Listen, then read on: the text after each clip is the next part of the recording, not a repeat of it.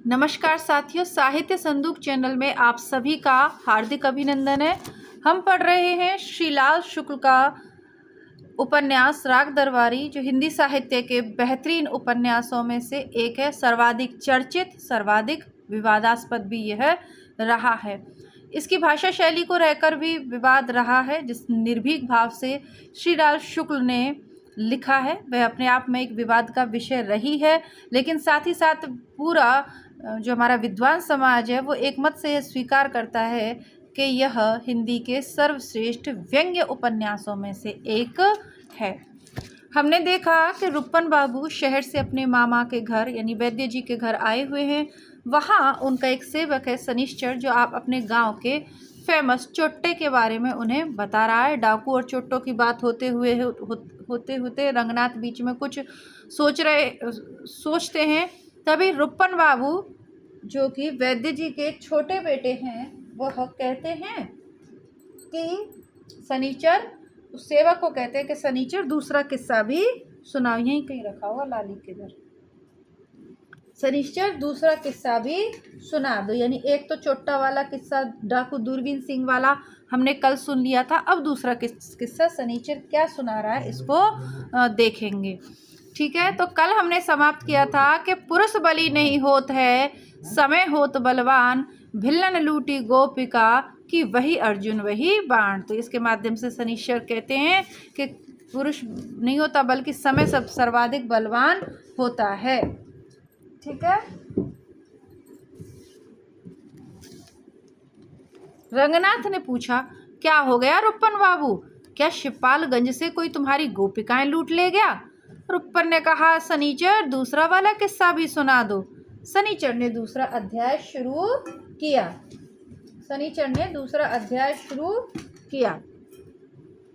भैया, लठैती का काम कोई असेंबली का काम तो है नहीं।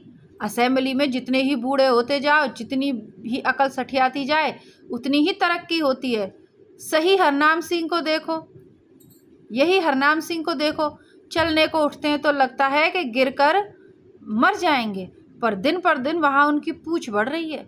यहाँ लठैती में कल्ले के जोर की बात है, जब तक चले तब तक चले, जब नहीं चले तब हलाल हो जाए। अभी 5-6 साल हुए होंगे, मैं कार्तिक के नहान के लिए गंगा घाट गया। लौटते लौटते रात हो गई। यही भोलूपुर के पास रात हुई। बढ़िया चटक चांदनी, बाग के भीतर हम मौज में आ गए थे, चोबो लगाने लगे। तभी किसी ने पीठ पर दाएं से लाठी मार दी। किसी ने लाठी मारी, न राम राम न दुआ सलाम, एकदम से लाठी मार दी। अब भैया चौबोला तो जहाँ का तहाँ छूटा, झोला 20 हाथ पर जाकर गिरा, डंडा अलग छिटक गया। मैं चिल्लाने का हुआ कि 3-4 आदमी ऊपर आ गए। एक ने मुंह दबा कर कहा, चुप बे साले, गर्दन ऐंठ दूंगा। मैंने तड़फड़ा कर उठने की कोशिश की, पर भैया अचकचे में कोई गामा पहलवान पर लाठी छोड़ दे तो वहीं लौट जाएगा। हमारी क्या बिसात, वहीं मुंह बंद किए पड़े रहे। थोड़ी देर में हाथ पैर जोड़ता रहा, इशारा करके कहा कि मैं चिल्लाऊंगा नहीं। तब कहीं उन्होंने मुंह से कपड़ा निकाला। एक ने मुझसे पूछा, रुपया कहाँ है? मैंने कहा, बापू जो कुछ है इसी झोले में है। झोले में 1.5 रुपए की रेजगारी थी। एक लुटेरे ने उसे हाथ में खनखना कर कहा, लंगोटा खोल कर दिखाओगे? मैंने कहा, बापू लंगोटा ना खुलवा, उसके नीचे कुछ नहीं है, नंगा हो जाऊंगा। बस भैया वे बिगड़े। उन्होंने समझा कि मैं मजाक कर रहा हूँ। फिर तो उन्होंने देह पर से सभी कुछ उतरवा कर तलाशी ली। गांजा भांग की खोज में पुलिस वाले भी ऐसी तलाशी नहीं लेते। जब कुछ नहीं निकला तो उनमें से एक ने मेरे पीछे एक लात मारी और कहा, अब चुपचाप मुंह बंद किए नाक के सामने चले जाओ और अपने दबरे में घुस जाओ। अब तक मेरी बोली लौटाई थी। मैंने कहा, बापू तुम लोगों ने हमारी जान छोड़ दी है, यह ठीक ही किया। माल ले लिया तो ले लिया, उसकी फिक्र नहीं। हम भी तुमको बता दें कि तुम नमक से नमक खा रहे हो। तुम हो सरकार के तो हम भी हैं दरबार के। वे लोग मेरे पास से मटायर पूछने लगे, कौन हो तुम, कहाँ रहते हो, किसके साथ हो? मैंने कहा, मैं गंजहा हूँ, ठाकुर दूरबीन सिंह के साथ रहता आया हूँ। फिर ना पूछो भैया, सब ठिल्ले मार मार कर हंसने लगे। एक ने मेरा हाथ पकड़कर अपनी ओर खींचा। मैं सोच भी नहीं पाया कि वह क्या करने जा रहा है। उसने एक लंगड़ी मारकर मुझे वहीं चित्त कर दिया। मैं फिर देह से घास फूस झाड़ कर खड़ा हुआ। एक लुटेरे ने, जो नई उम्र का सजीला जवान था, कहा, दूरबीन सिंह किस चिड़िया का नाम है? सब फिर ठी ठी करके उसी तरह हंसने लगे। मैंने कहा, दूरबीन सिंह को नहीं जानते बापू? क्या बाहर से आए हो? यहाँ 10 कोस के इर्द गिर्द कोई गंजा लोगों को नहीं टोकता। दूरबीन सिंह के गांव वालों को भी सभी छोड़कर चलते हैं। मगर बापू तुम नहीं मानते तो ले जाओ मेरा झोला, कोई बात नहीं। लुटेरे फिर ठी ठी करने लगे। एक बोला, मैं जानता हूँ। अब दूरबीन सिंह के दिन लद गए। ये जितने पुराने लोग थे थोड़ी लठैती दिखाकर 30 मार खा बन जाते थे। ये थोड़े जो बूढ़े लोग थे थोड़ी सी लाठी दिखाकर 30 मार खा बन जाते थे। दूरबीन सिंह लाठी चलाकर 2-4 दीवारें फांदकर बहादुर बन गया। अब बांस के सहारे दीवारें फांदना तो स्कूल तक में सिखा देते हैं। एक लुटेरा बोला, लाठी चलाना भी तो सिखाते हैं, मैंने खुद वहीं लाठी चलाना सीखा था। तो ये स्कूलों पर भी व्यंग है कि जो स्कूलों में सिखाया जा रहा है दीवारें फांदना, लाठी, तो सब ये लोग चोरी चकट्टी के काम आ रहा है। यानी स्कूल की शिक्षा कुछ काम की नहीं है। पहले वाला नौजवान बोला, मतलब काम की तो है, जो जिस तरीके से उपयोग ले ले। तो यही दूरबीन सिंह बड़े नामवार हो गए।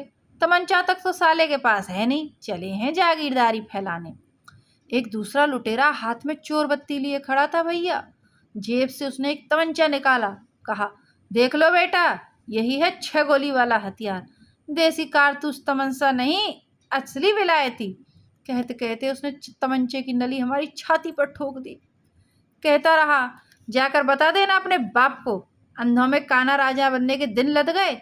अब वे पड़े पड़े खटिया पर रोते रहे, कभी अंधेरे उजले में दिख गए तो खोपड़ी खोल दी जाएगी। समझ गए बेटा फकीरे दास। इसके बाद भैया मैं अपने को रोक न पाया। देह में इतना जोश बढ़ा कि डंडा तक वहीं फेंक कर बड़े जोर से हिरण की तरह भागा। मेरे पीछे उन लोगों ने फिर ठेका लगाया और चिल्लाकर बोला, मार साले दूरबीन सिंह को। खड़ा तो रहे, अभी मारते मारते दूरबीन बनाए देता हूँ। मगर भैया भागने में कोई हमारा आज तक मुकाबला नहीं कर पाया। यहाँ स्कूल कॉलेज के लड़कों को सीटी बजा बजा कर भागना सिखाते हैं, हम बिना सीखे ही ऐसा भाग के दिखा दें कि खरगोश तक खड़ा खड़ा पछताता रहे। तो भैया गाली वाली तो उन्होंने बहुत दी, पर वे पकड़ नहीं पाए हमें। किसी तरह मैं घर आ पहुंचा। दूरबीन सिंह के दिन तब तक गिर गए थे।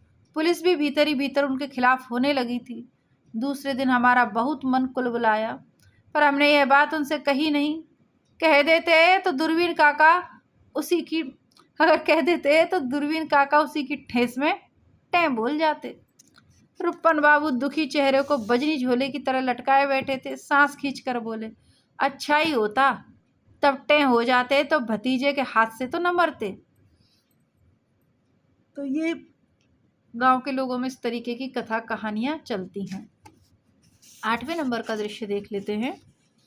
दृश्य नंबर 8 यहाँ बदलता है। शिवपालगंज गांव था, पर वह शहर के नज़दीक और सड़क के किनारे था, इसलिए बड़े बड़े नेताओं और अफसरों को वहां तक आने में कोई सैद्धांतिक ऐतराज नहीं हो सकता था।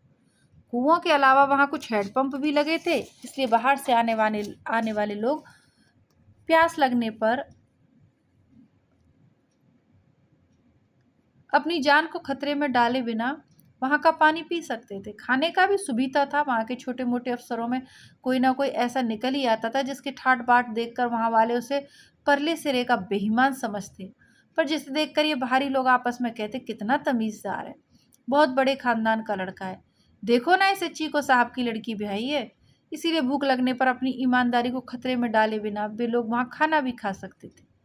कारण जो भी रहा, उस मौसम में शिवपालगंज में जननायकों और जनसेवकों का आना जाना बड़े जोर से शुरू हुआ। उन सबको शिवपालगंज के विकास की चिंता थी और नतीजा यह होता था कि वे लेक्चर देते थे। कितना अच्छा व्यंग्य है ना यहाँ पर, कि विकास की चिंता, इसलिए क्या कर रहे हैं, लेक्चर दे रहे हैं, काम नहीं कर रहे। वे लेक्चर गंजों के लिए विशेष रूप से दिलचस्प थे, क्योंकि उनमें प्राय शुरू से ही वक्ता श्रोता को और श्रोता वक्ता को बेवकूफ़ मानकर चलता था, जो कि बातचीत के उद्देश्य से गंजों के लिए आदर्श परिस्थिति है। फिर भी लेक्चर इतने ज़्यादा होते थे कि दिलचस्पी के बावजूद लोगों को अपच हो सकता था। लेक्चर का मज़ा तो तब है कि जब सुनने वाला भी समझे कि ये बकवास कर रहा है और बोलने वाला भी समझे कि मैं बकवास कर रहा हूँ।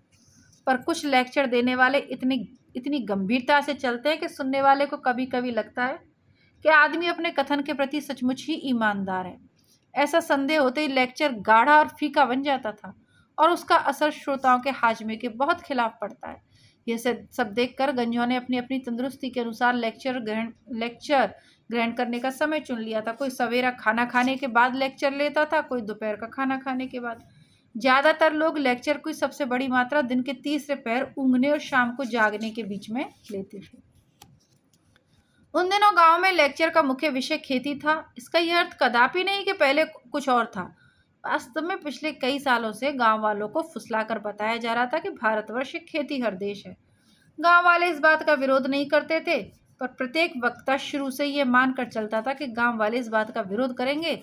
इसलिए वे एक के बाद एक दूसरा तर्क ढूंढकर लाते थे और यह साबित करते रहते थे कि भारतवर्ष एक खेतीहर देश है।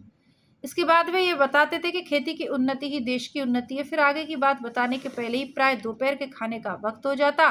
वह तमीज़दार लड़का जो बड़े संपन्न घराने की औलाद हुआ करता था, जिसको चीको साहब की लड़की ब्याही रहा करती थी, वक्ता की पीठ का कपड़ा खींच खींच कर इशारे से बताने लगता, चाचा जी खाना तैयार है। कभी कभी कुछ वक्तागण आगे की बात भी बता ले जाते थे और तब मालूम होता था कि उनके आगे की और पीछे की बात में कोई फर्क नहीं था, क्योंकि घूम फिर कर बात यही रहती थी कि भारत एक खेतीहर देश है। तुम खेतीहर हो, तुमको अच्छी खेती करनी चाहिए, अधिक अन्न उपजाना चाहिए। प्रत्येक वक्ता इसी संदेह में गिरफ्तार रहता था कि काश्तकार अधिक अन्न पैदा नहीं करना चाहते। अब यानी ये भी कोई बताने की बात है क्या? भारत में सबको पता है कि खेतीबाड़ी वाला देश है। लेक्चरों की कमी विज्ञापनों से पूरी की जाती है और एक तरह से शिवपालगंज की दीवारों पर चिपके या लिखे हुए विज्ञापन वहां की समस्याओं और उनके समाधानों का सच्चे परिचय देते थे। मिसाल के लिए समस्या यह थी कि भारतवर्ष एक खेतीहर देश है और किसान बदमाशी के कारण अधिक अन्न नहीं उपजाते। इसका समाधान यह है कि किसानों के आगे लेक्चर दिया जाए और उन्हें अच्छी अच्छी तस्वीरें दिखाई जाएं। उनके द्वारा उन्हें बताया जाए कि तुम अगर अपने लिए अन्न नहीं पैदा करना चाहते तो देश के लिए करो। इसी से जगह जगह पोस्टर चिपके हुए थे जो काश्तकारों से देश के लिए अधिक अन्न पैदा कराना चाहते थे। लेक्चरों और तस्वीरों का मिला जुला असर काश्तकारों पर बड़े जोर से पड़ता था और भोले से भोला काश्तकार भी मानने लगता था कि हो ना हो इसके पीछे भी कोई चाल है। शिवपालगंज में यानी कि कहने का अर्थ यह है कि नेतागण खेती से अधिक उपज पैदा कर सके इसका कोई उपाय नहीं करता था, बस लेक्चर देते थे। शिवपालगंज में उन दिनों एक ऐसा विज्ञापन खास तौर से मशहूर हो रहा था जिसमें एक तंदुरुस्त काश्तकार सिर पर अंगोछा बांधे, कानों में बालियां लटकाए और बदन पर मिर्जई पहने गेहूं की ऊंची फसल को हंसी से काट रहा था। एक औरत उसके पीछे खड़ी हुई अपने आप से बहुत खुश कृषि विभाग के अफसरों वाली हंसी हंस रही थी। नीचे और ऊपर अंग्रेजी और हिंदी के अक्षरों में लिखा था, अधिक अन्न उपजाओ। मिर्जई और बाली वाले काश्तकारों में जो अंग्रेजी के विद्वान थे उन्हें अंग्रेजी इबारत से और हिंदी के विद्वान थे उन्हें हिंदी से परास्त करने की बात सोची गई थी। और जो दो में से एक भी भाषा नहीं जानते थे वे कम से कम आदमी और औरत को तो पहचानते ही थे। उनसे आशा की जाती थी कि आदमी के पीछे हंसती हुई औरत की तस्वीर देखते ही वे उसकी ओर पीठ फेर कर दीवानों की तरह अधिक से अधिक अन्न उपजाना शुरू कर देंगे। ये तस्वीर शिवपालगंज में आजकल कई जगह चर्चा का विषय बनी थी, क्योंकि यहाँ आने वाले की निगाह में तस्वीर वाले आदमी की शक्ल कुछ ना कुछ बद्री पहलवान से मिलती थी। औरत की शक्ल के बारे में गहरा मतभेद था। वह गांव की एक देहाती लड़कियों में से किसकी थी यह अभी तय नहीं हो पाया था। यानी कह देना चाह रहे हैं, आपको बता रहे हैं कि गांव में विज्ञापन लगाने का इतना ही महत्व है। तुम किसी भी हिसाब से लगाओ, अब किसका विज्ञापन से कुछ मतलब नहीं है। उन्हें तो लग रहा है कि बद्री पहलवान की शक्ल है। अब ये देखो कि इसके पीछे खड़ी औरत है किसकी लड़की। काफ़ी मज़ेदार उपन्यास है, अगर आप समझ पा रहे हैं या इंटरेस्ट लेके पढ़ेंगे, केवल ये ना सोचे कि भाई पेपर के लिए ही पढ़ना सुनना है, तो ठीक लगेगा। वैसे सबसे ज़्यादा जोर शोर वाले विज्ञापन खेती के लिए नहीं, मलेरिया के बारे में थे। जगह जगह मकान की दीवारों पर गेरू से लिखा गया था, मलेरिया को ख़त्म करने में हमारी मदद करो, मच्छरों को समाप्त हो जाने दो। यहाँ भी ये मानकर चला जा रहा था कि किसान गाय भैंस की तरह मच्छर भी पालने को उत्सुक है और उन्हें मारने के लिए सबसे पहले किसान का हृदय परिवर्तन करना पड़ेगा।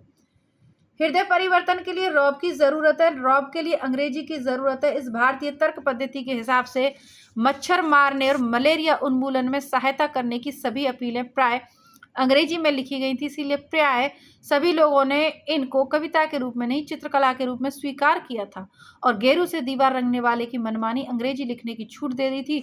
दीवारें रंगती जाती, मच्छर मरते जाते, कुत्ता भूखा करते, लोग अपनी राह चलते रहते। एक विज्ञापन भोले भाले ढंग से बताता था कि हमें पैसा बचाना चाहिए। पैसा बचाने की बात गांव वालों को उनके पूर्वज मरने के पहले ही बता गए थे और लगभग प्रत्येक आदमी को अच्छी तरह मालूम थी। इसमें सिर्फ इतनी नवीनता थी कि यहाँ भी देश का जिक्र था, कहीं कहीं इशारा किया गया था कि अगर तुम अपने लिए पैसा नहीं बचा सकते तो देश के लिए पैसा बचाओ। बात बहुत ठीक थी, क्योंकि सेठ साहूकार, बड़े बड़े ओहदेदार, वकील, डॉक्टर, ये सब तो अपने लिए पैसा बचा ही रहे थे, इसलिए छोटे छोटे किसानों को देश के लिए पैसा बचाने से क्या ऐतराज हो सकता था। सभी इस बात से सिद्धांत रूप से सहमत थे कि पैसा बचाना चाहिए। पैसा बचाकर किस तरह कहाँ जमा किया जाएगा, ये बातें भी विज्ञापन और लेक्चरों में साफ तौर से बताई गई थी और लोगों को उनसे भी कोई आपत्ति न थी। सिर्फ लोगों को यही नहीं बताया गया था कि कुछ बचाने के पहले तुम्हारी मेहनत के एवज में तुम्हें कितना पैसा मिलना चाहिए। पैसे की बचत का सवाल आमदनी और खर्च से जुड़ा हुआ है। इस छोटी सी बात को छोड़कर बाकी सब बातों पर इन विज्ञापनों में विचार कर लिया गया था और लोगों ने इनको इस भाव से स्वीकार कर लिया था कि ये बेचारे दीवार पर चुपचाप चिपके हुए हैं, न दाना मांगते हैं, न चारा, न कुछ लेते हैं, न देते हैं, चलो इन तस्वीरों को छेड़ो नहीं। पर रंगनाथ को जिन विज्ञापनों ने अपनी ओर खींचा वे पब्लिक सेक्टर के विज्ञापन थे, प्राइवेट सेक्टर की देन थी। उनसे प्रकट होने वाली बातें कुछ इस प्रकार थी। उस क्षेत्र में सबसे ज्यादा व्यापक रोग दाद है। एक ऐसी दवा है जिसको दांत पर लगाया जाए तो उसे जड़ से आराम पहुंचता है। मुंह से खाया जाए तो खांसी जुकाम दूर होता है। बताशे में डालकर पानी से निगल लिया जाए तो हैजे में लाभ पहुंचता है। ऐसी दवा दुनिया में कहीं नहीं पाई जाती। उसके आविष्कारक अब भी जिंदा हैं। यह विलायत वालों की शरारत है कि उन्हें आज तक नोबेल पुरस्कार नहीं मिला है। इस देश में और भी बड़े बड़े डॉक्टर हैं जिनको नोबेल पुरस्कार नहीं मिला। एक कस्बा जहानाबाद में रहते हैं और चूंकि वहां बिजली आ चुकी है इसलिए वे नामर्दी का इलाज बिजली से करते हैं। अब नामर्दों को परेशान होने की जरूरत नहीं। एक दूसरे डॉक्टर जो कम से कम भारतवर्ष में तो मशहूर हैं ही, बिना ऑपरेशन के अंड वृद्धि का इलाज करते हैं। और यह बात शिवपालगंज में किसी भी दीवार पर तारकोल के हरूफ में लिखी हुई पाई जा सकती है। वैसे बहुत से विज्ञापन बच्चों में सूखा रोग, आंखों की बीमारी, पेचिस आदि से भी संबंध हैं, पर असली रोग संख्या में कुल 3 ही हैं, दाद और इनके इलाज की तरकीब शिवपालगंज के लड़के अक्षर ज्ञान पा लेने के बाद ही दीवारों पर अंकित लेखों के सहारे जानना शुरू कर देते हैं। विज्ञापनों की इस भीड़ में वैद्य जी का विज्ञापन नवयुवकों के लिए आशा का संदेश अपना अलग अलग व्यक्तित्व रखता था, पर वह दीवारों पर लिखे अश्लील लेखों के मुकाबले में नहीं आता था। वह छोटे छोटे नुक्कड़ों, दुकानों और सरकारी इमारतों पर जिनके पास पेशाब करना और जिन पर विज्ञापन चिपकाना मना था, टीन की खूबसूरत तख्तियों पर लाल हरे अक्षरों में प्रकट होता था और सिर्फ इतना कहता था, नवयुवकों के लिए आशा का संदेश, नीचे वैद्य जी का नाम और उनसे मिलने की सलाह। एक दिन रंगनाथ ने देखा लोगों की चिकित्सा में एक नया आयाम जुड़ रहा है। सवेरे से ही कुछ लोग एक दीवार पर बड़े बड़े अक्षरों में लिख रहे हैं, बवासीर। शिवपालगंज की उन्नति का लक्षण था। बवासीर के 4 आदम कद अक्षर चिल्ला चिल्ला कर कह रहे थे कि यहाँ पेचिस का युग समाप्त हो रहा है। मुलायम तबीयत, दफ्तर की कुर्सी, शिष्टतापूर्ण रहन सहन, 24 घंटे चलने वाले खान पान और हल्के परिश्रम का गुण धीरे धीरे संक्रमण कर रहा है और आधुनिकता के प्रतीक जैसे बवासीर सर्वव्यापी नामर्दी का मुकाबला करने के लिए मैदान में आ रही है। शाम तक वह दैत्याकार विज्ञापन एक दीवार पर रंग बिरंगी छाप छोड़ चुका था। दूर दूर तक ऐलान किया गया था, बवासीर का शर्तिया इलाज। देखते देखते 4-6 दिन में ही सारा जमाना बवासीर और उसकी शर्तिया इलाज के नीचे दब गया। हर जगह वही विज्ञापन चमकने लगा। रंगनाथ को सबसे बड़ा अचंभा तब हुआ जब उसने देखा कि वही विज्ञापन एक दैनिक समाचार पत्र में आ गया। यह समाचार पत्र रोज 10 बजे दिन तक शहर से शिवपालगंज आता था और लोगों को बताने में सहायक था कि स्कूटर और ट्रक कहाँ भिड़ा। अब्बासी नामक कथित गुंडे ने इरशाद नामक कथित सब्जी फरोश पर कथित छुरी से कहाँ कथित रूप में वार किया। रंगनाथ ने देखा कि उस दिन अखबार के पहले पृष्ठ का एक बहुत बड़ा हिस्सा काले रंग में रंगा हुआ था। उस पर बड़े बड़े सफेद अक्षरों में चमक रहा है, बवासीर। अक्षरों की बनावट वही है जो दीवार पर लिखे विज्ञापन में। उन अक्षरों में उसको एक नया रूप दिया था जिसके कारण आसपास की सभी चीजें बवासीर की मताहती में आ गई थी। काली पृष्ठभूमि पर अखबार के पन्ने पर चमकता हुआ यह शब्द दूर से ही आदमी को अपने में समेट लेता था। यहाँ तक कि सनीचर, जिसे बड़े बड़े अक्षर पढ़ने में भी आंतरिक कष्ट होता था, अखबार के पास खिंचाया और उस पर वह निगाह गड़ाकर बैठ गया। बहुत देर गौर करने के बाद वह रंगनाथ से बोला, वही चीज है। इसमें अभिमान की खनक थी। मतलब था कि शिवपालगंज की दीवारों पर चमकने वाला विज्ञापन कोई मामूली चीज़ नहीं है, ये बाहर अखबारों में छपते हैं और इस तरह जो शिवपालगंज है वह वही वही जो शिवपालगंज में है वही बाहर अखबारों में भी है। रंगनाथ तख्त पर बैठा रहा, उसके सामने अखबार का पन्ना तिरछा होकर पड़ा था। अमेरिका ने एक नया उपग्रह छोड़ा था, भारत पाकिस्तान सीमा पर गोलियां चल रही थी, गेहूं की कमी के कारण राज्यों को कोटा कम कर दिया गया था, सुरक्षा समिति में दक्षिण अफ्रीका के कुछ मसलों पर बहस हो रही थी। इन सब अबाबीलों को अपने पंजे में किसी दैत्याकारबाज की तरह दबाकर एक काला सफेद विज्ञापन अपने तिरछे हुरूफ में चीख रहा था, बवासीर बवासीर। इस विज्ञापन के अखबार में छपते ही बवासीर शिवपालगंज और अंतर्राष्ट्रीय जगत के बीच संपर्क का एक सफल माध्यम बन चुकी थी। डाकुओं का आदेश था कि विशेष तिथि को विशेष स्थान पर जाकर रामादीन की तरफ से रुपए की एक थैली एकांत में रख दी जाए। तो अब ये पुनः प्रकरण आता है डाकुओं पर, जाके हमने प्रारंभ में पढ़ा था कि एक चिट्ठी आती है, गुमनाम चिट्ठी डाकुओं की तरफ से, कि ये जो रामाधीन भीकम खेड़ी वाले जो इनकी कथा आपको बताई थी कि इनके घर पर जो है छापा डाला जाएगा, डाका डाला जाएगा ना, तो वो एक निश्चित जो रकम है या तो उसको जगह पर पहुंचा दें, अन्यथा तो उनके घर पर डाका डाला जाएगा। अभी डाका डलता है या रामादीन भीकम खेड़वी क्या करते हैं, पुलिस क्या करती है, रंगनाथ रूपन बाबू वैद्य जी कुछ कर पाते हैं या नहीं, ये सब इंटरेस्टिंग बातें जानेंगे कल की कथा में। आशा करती हूँ आपको वीडियो अच्छा लगा हो तो आप वीडियो को लाइक करें, शेयर करें, चैनल को सब्सक्राइब करना भूल रहे हैं तो चैनल को सब्सक्राइब करें। हिंदी साहित्य की बेहतरीन रचनाएं आपको चैनल पे मिलती रहेंगी। इसके अलावा प्रतियोगी परीक्षाओं की तैयारी के लिए हमारी चैनल हिंदी नेटशाला की प्लेलिस्ट अवश्य चेक करें। वहां आपको नाटक, उपन्यास, कहानियों के साथ साथ ही कविताएं, हिंदी साहित्य के इतिहास की बेहतरीन पुस्तकें, अन्य प्रमाणिक पुस्तकें, पुराने पेपर, प्रश्न पत्र, प्रैक्टिस सेट सब कुछ उपलब्ध है। कृपया करके हमारी चैनल हिंदी नेटशाला और साहित्य संदूक से जुड़े रहिएगा। धन्यवाद।